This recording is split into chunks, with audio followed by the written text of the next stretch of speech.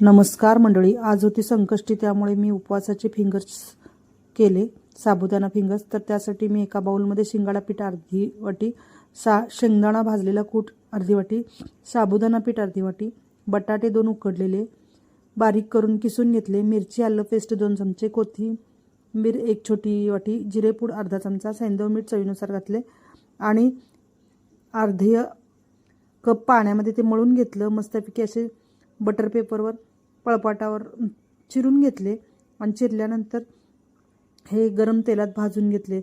मस्त असे साबुदाणा फिंगर्स तयार झाले।